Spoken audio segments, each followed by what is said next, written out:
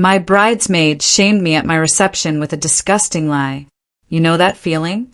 The one where your perfect day, something you've dreamed of your whole life, is ripped apart right in front of you? Well, that was my wedding. My childhood friend, Gemma, stood there, microphone in hand, and delivered a vulgar, disgusting joke that shattered my special day and humiliated me beyond belief. But what I didn't know was that someone else was watching, and they were about to unleash a terrifying, meticulously planned campaign of revenge that would unravel everyone's lives, including my own. For as long as I can remember, waiting until marriage was a deeply personal value. It was part of my faith, part of who I was, and my husband, Theo, understood and respected that from our very first serious conversation. He never pressured me, never made me feel strange. He just loved me, values and all. We dated for 3 years, got engaged, and then spent 18 blissful months planning what I thought would be the most perfect day. I poured my heart into every detail. A garden estate with white roses, ivory and gold colors, elegant food, tasteful music. I wanted my wedding to be classy, thoughtful, intentional, a reflection of me. I even asked Gemma, my friend since kindergarten, to be a bridesmaid. We drifted apart, yes. She was the life of every party, dating someone new every other week, telling crude jokes. It wasn't my lifestyle, but I thought she could put that aside for one day for me. I was so wrong. The ceremony itself was everything I dreamed of. Theo cried when he saw me. We exchanged our handwritten vows, and my grandmother's ring slipped onto my finger. It was beautiful, sacred. Then the reception started and Gemma made her move. I had no idea about the cake. Not until it was wheeled out during dessert. A surprise she'd told the catering staff was from the bridal party. Nobody questioned it, because bridesmaids do surprises sometimes, right? But this wasn't a surprise. This was an attack. The cake was shaped like a male body part. Explicit, vulgar, unmistakable. And it was dark chocolate. Gemma grabbed the microphone. Oh my God, the microphone. "This is my special gift to the bride," she announced, her voice booming across the room. Then came the words. Words I will never forget. Big and black, just like how she likes it. She dissolved into laughter, like it was the funniest thing anyone had ever said. A few uncomfortable chuckles rippled through the room. Most people just stared in horror. My sweet grandmother clutched her chest. Theo's parents looked at me with utter confusion. My own mother started crying. Theo, my new husband, just stared, trying to comprehend what was happening. I stood there in my white dress, watching everything I'd planned, everything I believed in crumble, because my bridesmaid, my friend, had decided to humiliate me with a disgusting lie. I had never been with anyone, ever. Gemma knew this. I'd told her years ago in confidence about my choice to wait for marriage. She knew that cake and that comment were complete fabrications, designed solely to shock my family and shame me in front of everyone I loved. And she did it anyway, because she thought it was funny. I didn't cry. I didn't scream. I just walked over to her and told her to leave. She laughed again, said I needed to relax. It's just a joke. Everyone knows bachelorette parties have stuff like this. My voice was a whisper, but it cut through the room. This isn't a bachelorette party, Gemma. This is my wedding reception, with my grandparents, my husband's conservative family, my church community. She rolled her eyes. You're always so uptight. I told her again. Leave. She finally seemed to realize I was serious.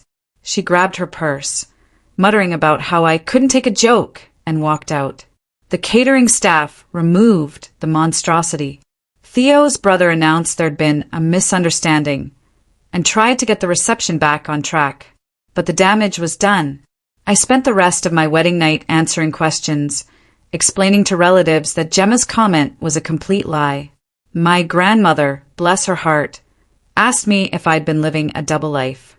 My father-in-law avoided eye contact. My mother kept apologizing, like it was her fault for Gemma being in the wedding. Theo held my hand the entire time, defending me to anyone who would listen, telling them I was exactly who I said I was. He was amazing, but it didn't erase anything. It couldn't. We left for our honeymoon 2 days later. I tried to forget to focus on our new life. But every time I closed my eyes, I saw that cake. I heard those words. Gemma hadn't stolen my virginity. That was still mine to give to my husband. But she had stolen my wedding day. 2 months later, Gemma's sister called. "Why did you do that to her?" she demanded. I had no idea what she was talking about until she sent me the screenshots. My phone screen, filled with them. Message after message. Each one showed Gemma's face next to that horrible cake. It was everywhere. Posted to her company's internal feedback portal. Sent anonymously to her apartment building's community board. Shared with her extended family on Facebook. Aunts, uncles, cousins, all tagged in posts detailing exactly what she'd done at my wedding. The messages were chillingly factual. Date, location, the exact words she'd said. No exaggeration, no emotion. Just the plain, brutal truth, repeated over and over to everyone who knew her. My hands shook. Whoever did this had planned it meticulously, methodically destroying every part of Gemma's life with surgical precision. I called her sister back. I was on my honeymoon in Greece for 2 weeks. I stammered. I have tickets, hotel receipts, photos. I wasn't near a computer. She just laughed, a bitter, hollow sound. Doesn't matter, she said. You could have set it up before you left. Hired someone. My stomach dropped.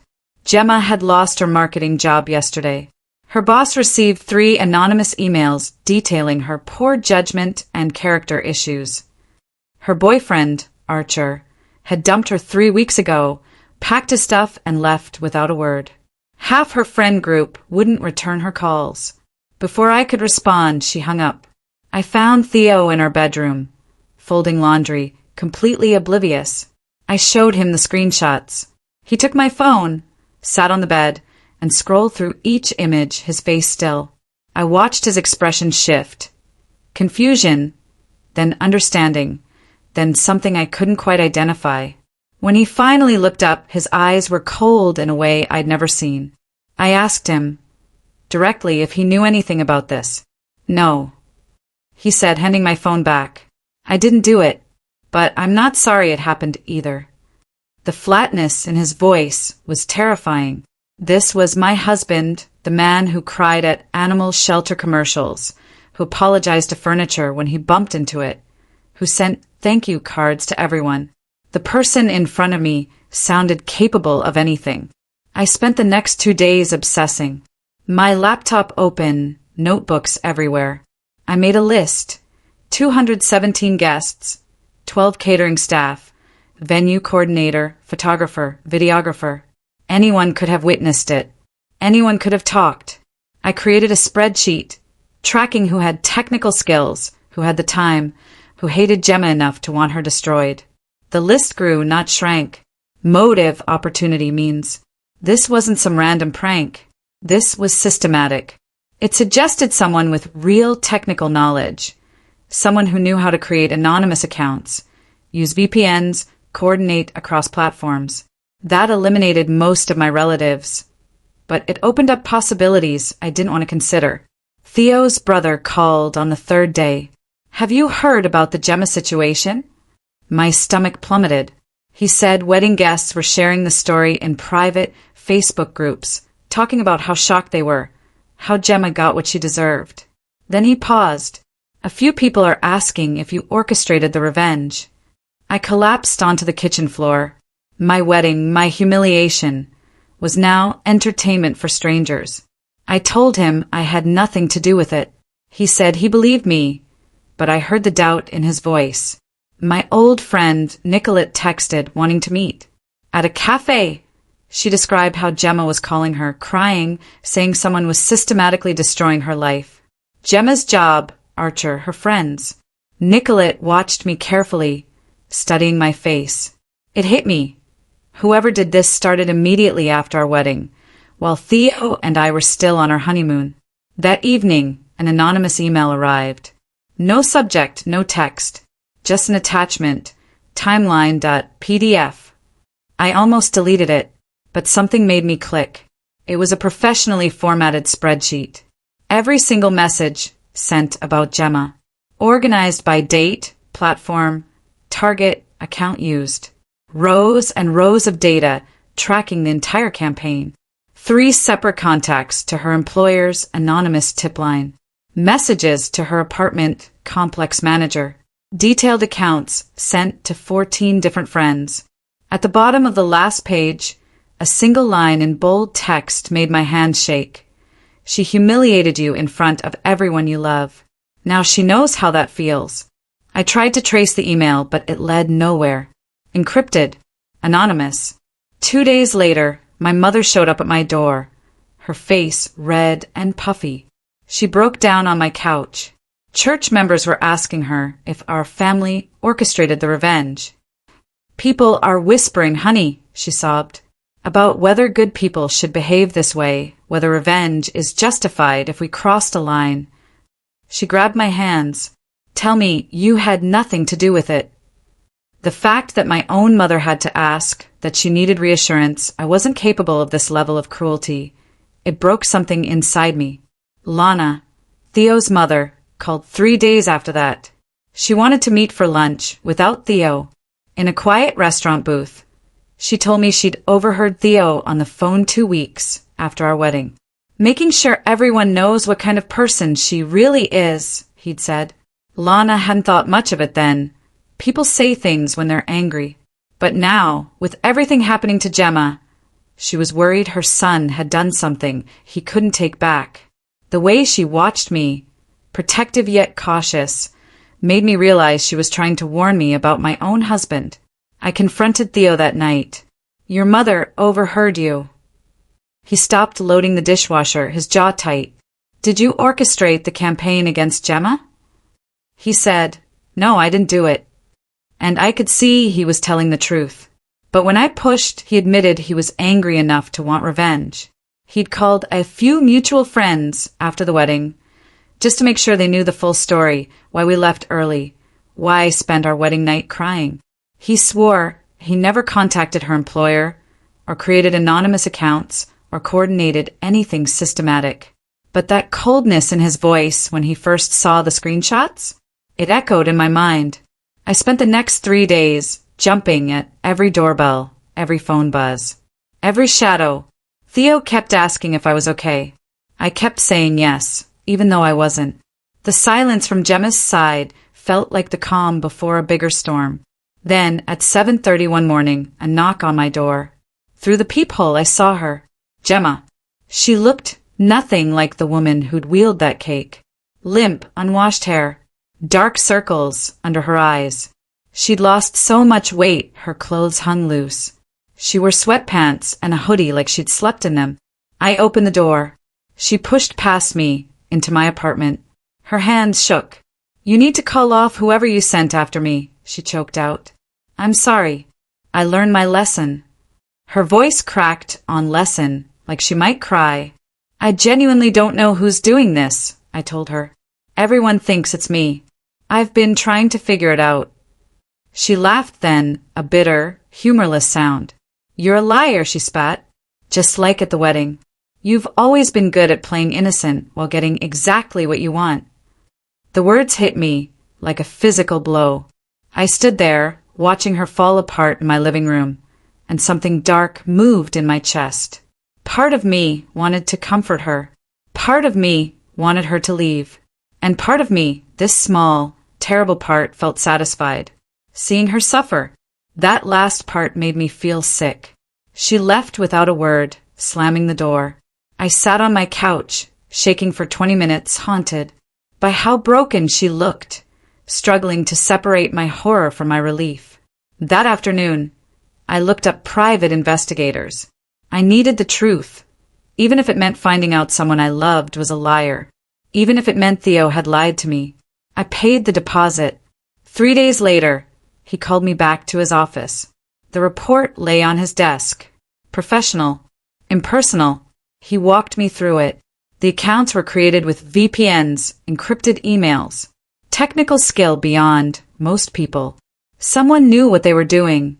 knew how to hide their tracks, how to stay anonymous while destroying a life piece by piece. 7 different anonymous identities, all created within days of my wedding. All went dormant 2 weeks ago, right when Archer broke up with her. The timeline turned my stomach. Someone had started immediately after watching Gemma humiliate me. Weeks of systematic destruction. Then they stopped. When they decided she'd suffered enough. He kept talking, but I barely heard him. Until he mentioned Archer. Someone sent an anonymous package to Archer's home.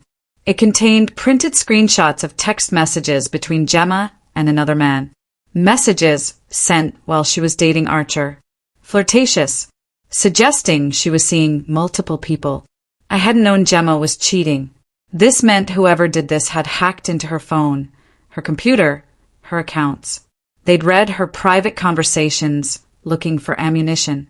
The level of invasion made me deeply uncomfortable, even though Gemma had hurt me first. That night, Theo and I had our worst fight since getting married. I told him about the investigator, about the extent of the revenge. It disturbed me, I said, regardless of who did it. He stopped loading the dishwasher, jaw tight. Gemma deserved everything she got and more, he said. She tried to destroy your reputation, our marriage, before it even started.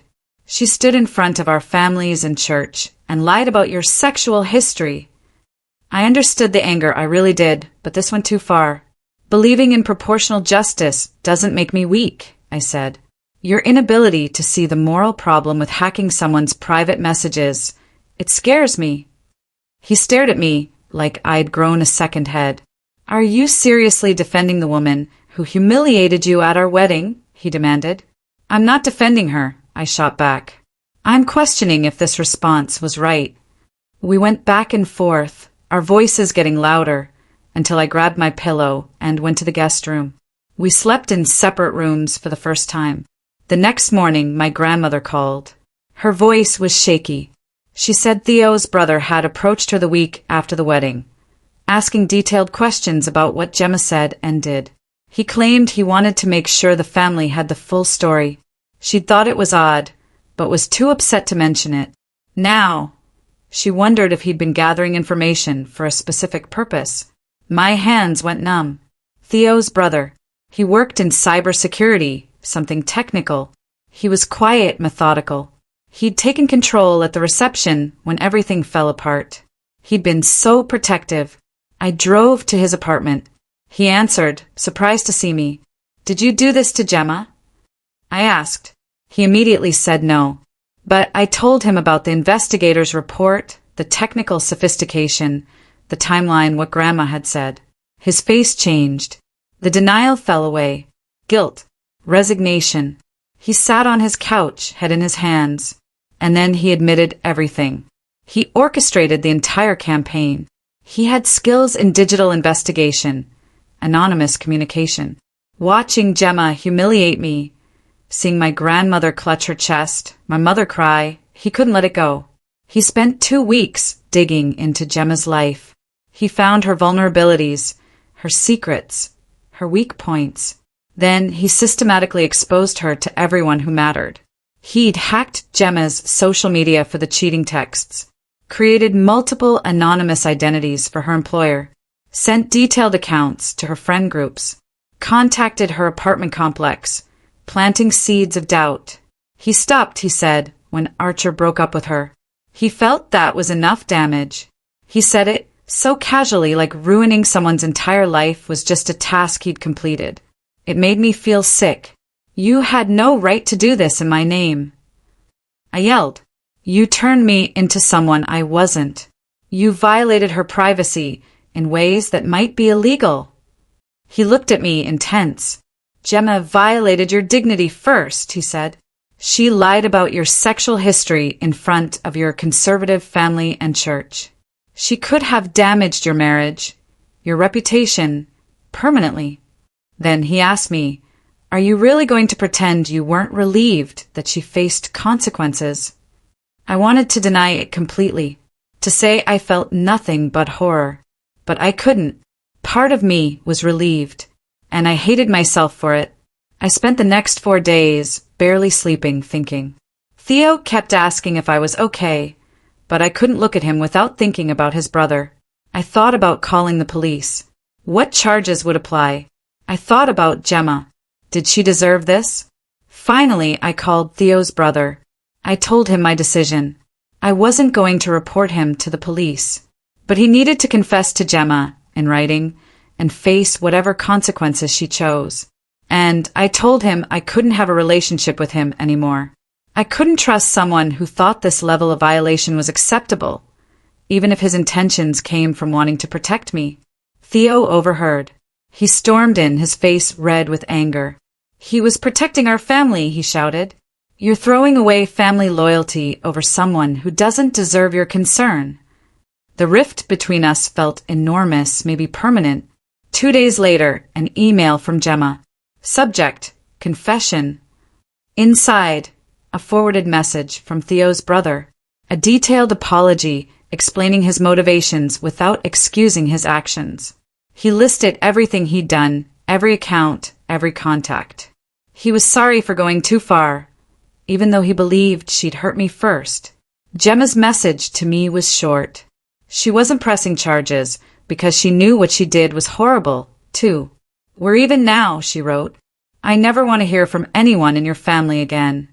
The relief was complicated by guilt and by sadness. Our childhood friendship was ashes. The morning after Theo's brother confessed, I told Theo we needed marriage counseling. He resisted, said we could work it out ourselves.